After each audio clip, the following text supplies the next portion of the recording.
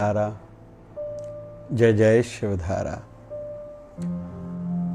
किसी भी field, faculty, क्षेत्र में आगे बढ़ने की इच्छा तो सभी को रहती है और रहनी भी चाहिए।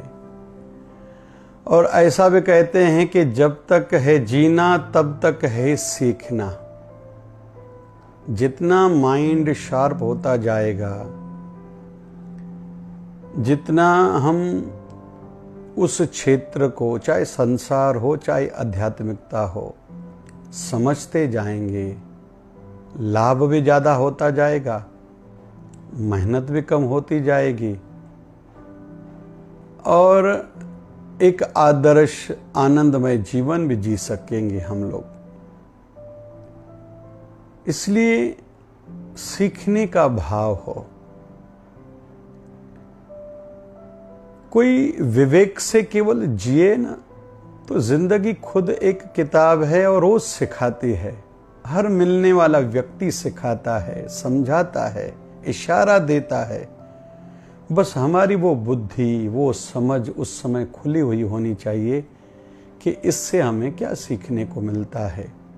जैसे हिंदू धर्म में सूर्य नारायण को हम लोग सवेरे जल चढ़ाते हैं, प्रणाम करते हैं, तो एनर्जेटिक हमारा जीवन है।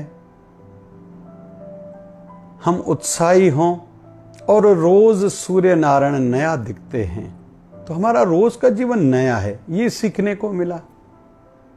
चंद्रमा के रात्रि को दर्शन करने से सौम्यता, आनंदमय, शांति, पीस का संदेश मिलता है, लेकिन हम उस दृष्टि से जब देखेंगे तो ही मिलेगा।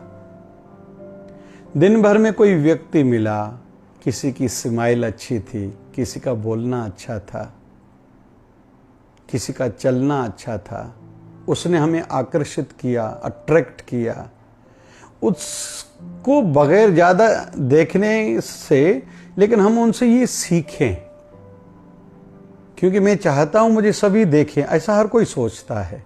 नए पैटर्न पहनते हैं कपड़ों का, नई नई हेयर स्टाइल हर कोई रखने का प्रयास करता है, लेकिन हम लोग ये कभी ना भूलें कि जितना व्यवहार प्रभाव छोड़ता है उतना कपड़ा व्यवहार नहीं छोड़ता। इंप्रेशन फर्स्ट भले कपड़ों का, बाहरी दिखावे का आएगा, लेकिन व्यवहार तो कभी भी व्यवहार रहता है। आजीवन छाप छोड़ के जाता है व्यवहार। महात्मा गांधी को हम कपड़ों के लिए याद नहीं करते, हम स्वामी विवेकानंद महाराज को कपड़ों पहनावे के लिए याद नहीं करते। ऐसे एक एक बिंदु पर हम लोग ध्यान करते जाएंगे। जिस भी क्षेत्र में कोई भी बड़ा साइंटिस्ट है, बड़ा डॉक्टर है, बड़ा सीए है, इंजीनियर है, लॉयर है, प्रोफेसर है, तो हम उनके पहनावे के लिए उनको नहीं याद करते। वैसे ही अलग अलग जगहों से, अलग अलग व्यक्तियों से, अलग अलग हालात, परिस्थितियों से हमें सीखते जाना है। और सीखने का भाव हो तो हम तो नेगेटिव से भी सीख सकते हैं। अमुक व्यक्ति गलत भाषा बोल रहा है, जिसके कारण किसी को अच्छा नहीं लग रहा, मेरी भी इच्छा हो रही इससे बात नहीं करूं, तो ये बात मुझे सीखने को मिली कि मैं भी अगर गलत बोलना शुरू करूंगा तो लोगों को अच्छा नहीं लगूंगा। मेरी भावना है मैं सबको अच्छा लगूं, तो ये सीखने को मिला और जीवन में अपना लें।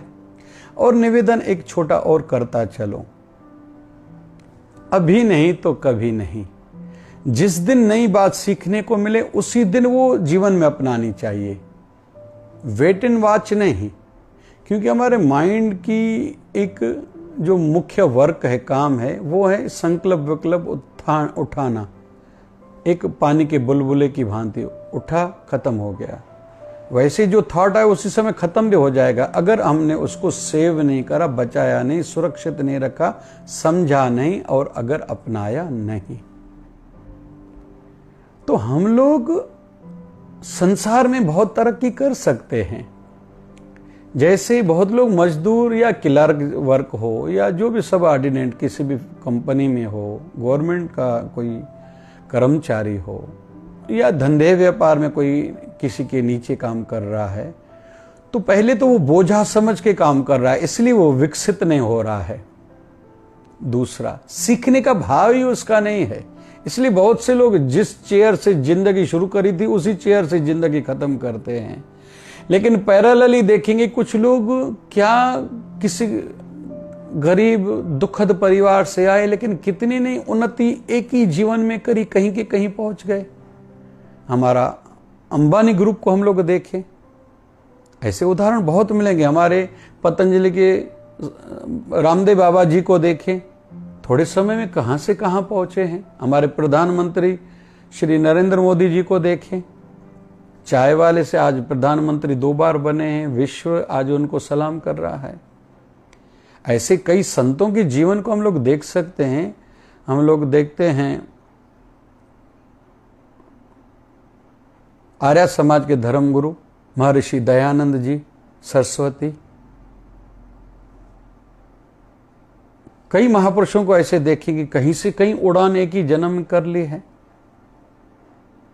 तो कुल मिला के निवेदन है, थोड़ा ऊपर उठाने का भाव भी हो, सीखने का भाव हो, फिर मेहनत हो, फिर रोज मुझे सीखना है। अच्छे लोगों से अच्छाई, बुरे लोगों से ये बुराई मुझे नहीं करनी, ये सीखना है। हम आगे बढ़ सकते हैं। स्टूडेंट्स हैं जो आपके सीनियर हैं, जो आपके स्कूल कॉलेज में जो आपसे अच्छे मार्क्स लाते हैं, उनको देखो, उनकी चाल ढाल, उनके टाइम टेबल को देखो, उनसे लर्निंग करना, गेस्पिंग सीखना या पढ़ाई कैसे करते हैं वो सीखो। थोड़ा उनके नीचे थोड़ा आपको रहना पड़ेगा, लेकिन जीवन भर तो आपका उठान होगा, आपकी प्रोग्रेस होगी। ऐसे धंधे में भी, ऐसे घर परिवार में भी, गृहिणी जो चीज़ आपको नहीं आती अपनी सासू माँ से, बड़ी देवरानी से, ननंद से, किसी से भी, बड़ी बहन से सीखो। नए व्यंजन बनाओगे, घर में इज्जत बढ़ेगी, आपको अच्छा लगेगा जब आपकी प्रशंसा होगी। ऐसे आध्यात्मिक जगत में भी आपके सीनियर गुरु भाई गुरु बहनें जितनी हैं उनसे आप सीखो।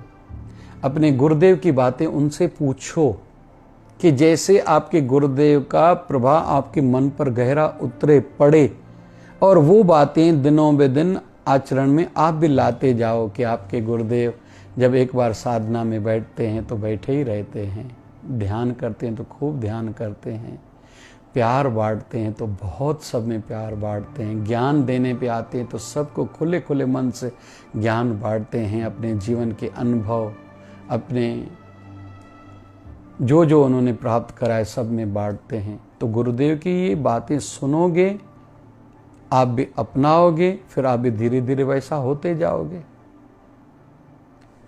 राम जी गए हैं 14 साल वनवास, बर्थ है अयोध्या में, नंदीग्राम में, गांव से बाहर रह रहे हैं कि राम जी अगर महल का सुख नहीं भोग रहे तो मुझे भी सुख भोगने का अधिकार नहीं है।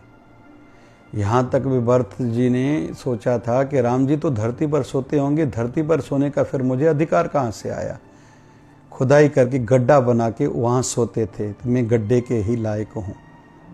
और पूरा दिन राम जी की आज्ञा अनुसार राज्य चलाते थे, लेकिन वनवासियों की भांति जीवन जीते थे। वनवास जबकि राम जी को मिला था, लेकिन प्रभु मेरा जैसे जीवन जी रहे मुझे भी वैसा ही जीवन जीना है। लेकिन पूरा समय राम जी के ध्यान में, याद में रहते थे। परिणाम ये हुआ, 14 साल के बाद राम जी जब वनवास से लौटे अयोध्या में, जिसको हम लोग दीपावली कहते हैं, तो राम जी से जब गले मिले थे, लोग पहचान नहीं पा रहे थे इन दोनों में से राम जी कौन है, भरत जी कौन है, क्योंकि भरत जी ने राम जी को इतना अपने आप में समा लिया था। वैसे ही हर शिष्य को भी करना है।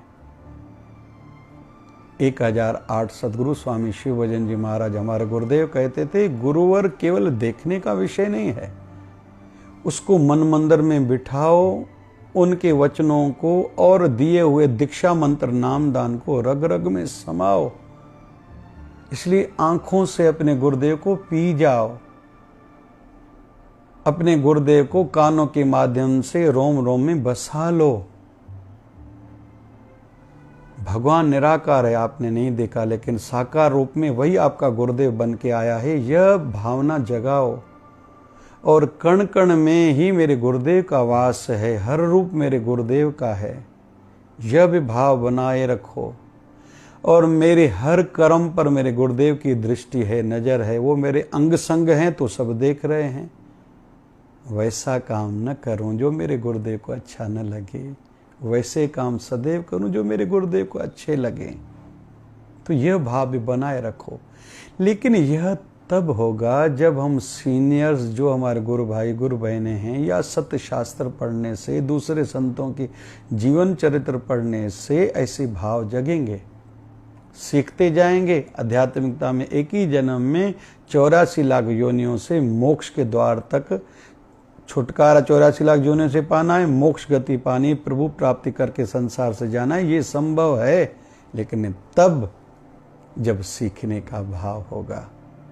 तो अच्छे लोगों से अच्छाई सीखें, बुरे लोगों से वह बुराई मुझे नहीं करनी क्योंकि वो अभी अच्छा नहीं लग रहा, लोग उसको बुरा कह रहे हैं, मैं भी बुरा समझ रहा हूँ। इसी माध्यम से हम खुद को बचा सकते हैं। तो संसार में भी उन्नति संभव है, आध्यात्मिकता में भी उन्नति हम इस माध्यम से कर सकते हैं। क्योंकि बहुत लोग कहते हैं हमें कोई समझाने वाला नहीं, किसी ने सिखाया नहीं, कोई सिखाता नहीं है। तो आज हमें शिवधारा सत्संग से एक दृष्टि मिल रही है कि आप इस माध्यम से खुद का विकास कर सकते हो। जय